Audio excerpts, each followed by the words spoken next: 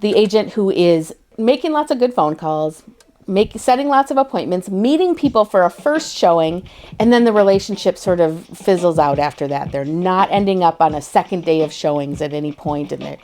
What would you recommend to keep the momentum going? Quite honestly, be more impressive. Yeah. Be more impressive. Show up with more energy, more prepared, and show up as that, future pacing yourself as the realtor who's going to help them in their journey.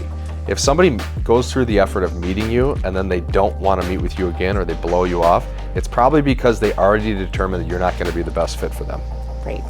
If you leave that first showing and it's not like the perfect house for them and they're not ready to make an offer, what are you talking about in terms of next steps? Like what should they expect from you next? Well, I would tell them exactly what I'm going to do next and then follow through on it. Yeah. So it depends on the client and it depends on the situation. But if you're going to go back to the drawing board and look for more properties, tell them that and tell them when they can expect for you to send those properties and follow up with them.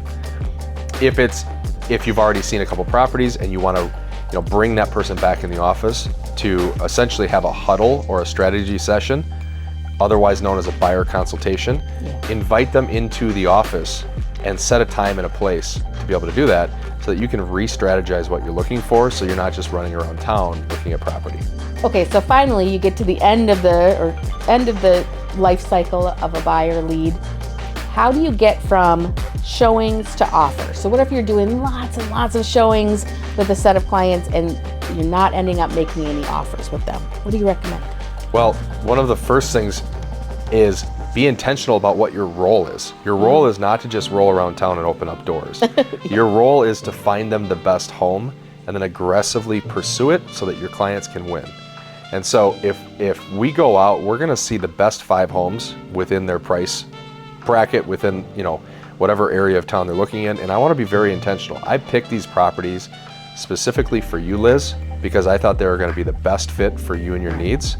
I listened very intently and very closely on what you said you were looking for, and I have good news. All 5 of these have the things you're looking for. That's great.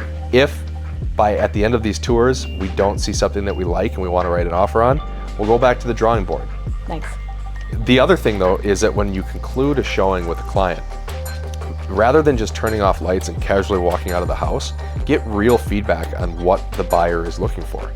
Hey, Liz, what did you think of this home? How would you rate it out of 10?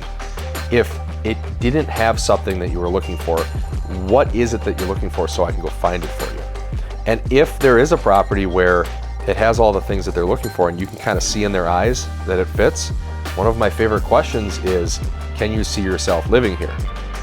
If you can see yourself living in this home, I think it's probably time that we talk about what the next steps are.